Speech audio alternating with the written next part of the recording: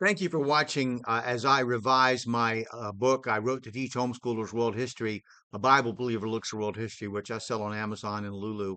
So now let's continue where I left off last time. In spite of the rampant die-offs from various plagues, I want to state again a truth that confuses historians and epidemiologists alike. And I'll refer to William McNeill's classic quote, Plagues and Peoples. That's his book, Plagues and Peoples.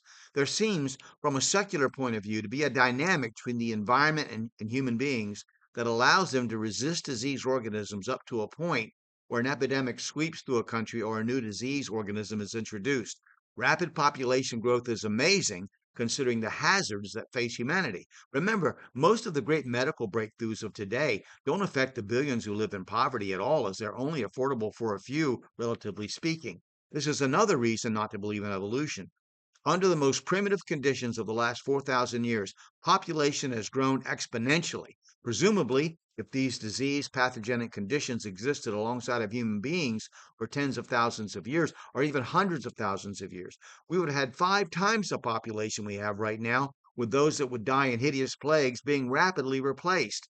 So by 1000, the Chinese were burning 1000 BC. The Chinese were burning coal for fuel and not just wood. They stored ice by refrigeration for future use. By 700, they were keeping records of comets, meteors, and meteorites. In 1057 BC, or possibly 1027, the Battle of Mu took place in southern Hunan area of China, in which Wu Wang, the king of Chu, defeated the Shang dynasty. Chu Kong, who assumed the kingship uh, uh, upon his death, put down the final Shang rebellion and established a governmental organization that lasted for nearly 800 years. The Chu expanded between 1000 BC and 900 BC, and after 800 BC gradually declined. The Chu began to break down into fighting among 140 autonomous warlords, 7 of which were important.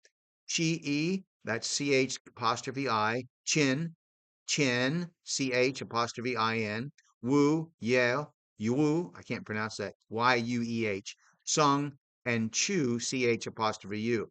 An interesting thing to note is that for a short period of time during the 8th and 7th centuries, warfare became more ritualistic than violent, with battles resembling more theater than actual bloody clashes.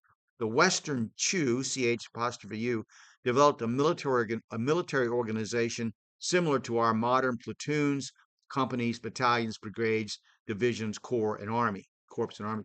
Now, I want to talk about India next. So, if you disagree with something I said, just provide your citation so I can study it too. I like to learn as I go, and I'll learn from you. Thank you for watching today.